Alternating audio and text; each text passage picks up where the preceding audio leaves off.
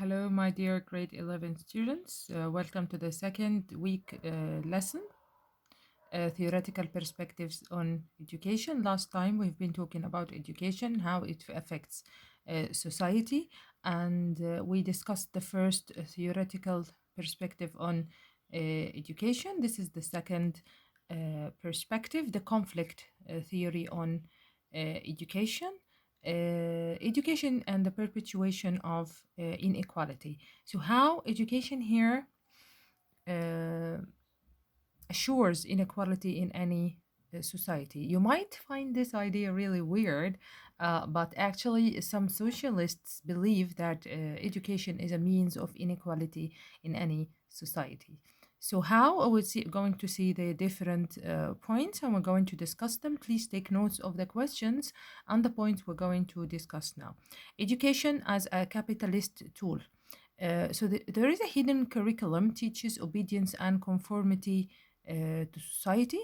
Education as a cultural tool here teaches the cultural perspective of the dominant culture. For example, here the United States has many cultures, Muslims, it has the Hindus, Jews, and actually, for example, the dominant culture is the Christian culture, for example. So it's the dominant culture in the American society. Education as a status marker. Credentialism assumes that some are better than others based on their particular education credential.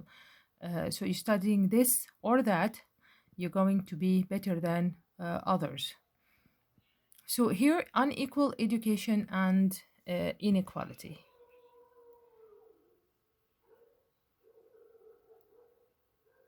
Okay. Education as a status marker, reinforced by equal provision of education across society. So you get a different education, better education, so you get better opportunities in life according to that. So it is difficult for children to learn in crowded classrooms that lack proper heating or cooling, to be taught by beginning or substitute teachers, to have to share outdated textbooks. So these conditions are more common in poor and minority communities. So those communities, really, this is going to add to their bad conditions. So their a low level of education is not going to get them a lot of opportunities when they grow up. So this is how this is going to be unequal education that will lead to unequal life opportunities when they grow up. Here, personal application. So, what advantages or disadvantages did you bring with you to college? And maybe we discussed that last time. Maybe if your parents speak other language, they speak English. Did your parents pay for tutoring, for sport, music lessons, computer? They were going to add to your CV. If you got all these things, you're going to get better opportunities in life according to these extra education opportunities you have. Did you work to help your bills or not? Now, the theoretical perspective of education, the symbolic interactionalism, the self fulfilling prophecy. Studies show teachers expect the most from students who are white and middle upper class. So, yani, teachers really expect better results from white children, from middle upper class. This is in the United States, by the way. When teachers assume that certain students cannot succeed, they give those students less opportunity to do so. So if the teachers tell the students, no, you're not smart enough, you're not able to do that, actually the students are going to believe that, and they're not going to achieve a lot in their education. As a result, students learn less when they are from lower social class or minority group. White students have more cultural capital that's valued by dominant society. So they're appreciated more because of their background. So, current controversies or the current problems in the American education. So, we're going to discuss some of the problems in the American education. The first problem is tracking. So, evaluations to determine the educational programs child must be encouraged to follow. will be encouraged to follow. So the evaluations. The high stock testing. So students must pass standardized tests before they can move to a higher grade.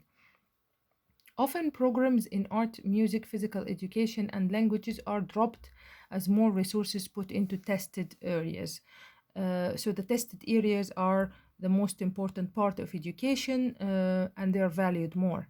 The school choice, so options including tuition, vouchers, tax credits, magnet schools, charter schools, and homeschooling.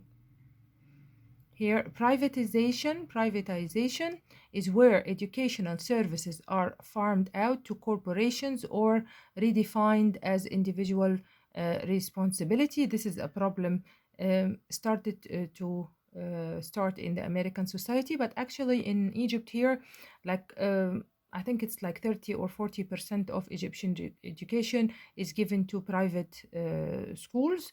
Actually, it's individual responsibility. Most of us, like the middle class families, pay for private schools, and you need to pay attention to this definition. Privatization is where educational services are farmed out to corporations or redefined as individual responsibility. So now here we're moving to the other part of religion. So we discussed education, and now we're discussing religion. So, what is religion? Religion here is a system of beliefs and practices related to sacred things that unites believers into moral community. You need to know this definition by heart. Or maybe you will be able just to recognize the definition. So, a religion again, a system of beliefs and practices. So, you believe in things and you do some practices related to sacred things you believe in that unite the believers into moral community. Sociologists examine how culture, society, and other social forces affect religion and how religion affects individual. And actually, we know religion affects individuals a lot, especially in our society. Why religion? So, why religion here is the importance of religion. Why is it necessity to human beings? Religion is fundamental. Fundamental here means basic feature in all societies. It helps individuals interpret and cope with events beyond our control and understanding. Beliefs and rituals develop as a way to appease the greater force, be obedient to a greater force, or shared beliefs and rituals reinforce the membership in a community of similar others. Okay, here, so a question for this part is say, what is the importance of religion to any society? Why religion is important? We need to know the points that explain that, the importance of religion. It unites the society together and helps the people cope with things beyond their control, like death, for example. The human beings weren't able to understand or believe the idea of the death of beloved ones in their lives. The beliefs and rituals develop as a way to appease to a greater force. We all know that there is a greater force of a God, that we all should be obedient to that. And shared beliefs actually reinforces the membership of a community of similar others. So we're all similar.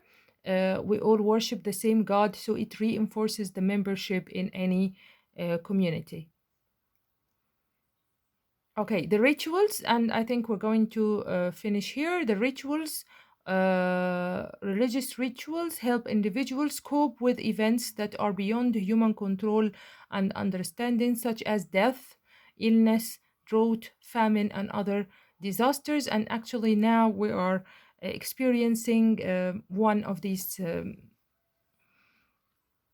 epidemics, like the corona epidemic right now. And I would like you to write me like a paragraph about how Muslim rituals help you cope with the corona epidemic that's prevalent right now in all over the world. I would like you to see how Muslims are using the rituals in this situation, and how other religions too are coping with this epidemics using their religious rituals. And thank you for paying attention for today's session. I hope you study the major terms and the main questions of this session. Thank you, and I hope you stay safe at home. Please don't go out a lot. Thank you. See you next week.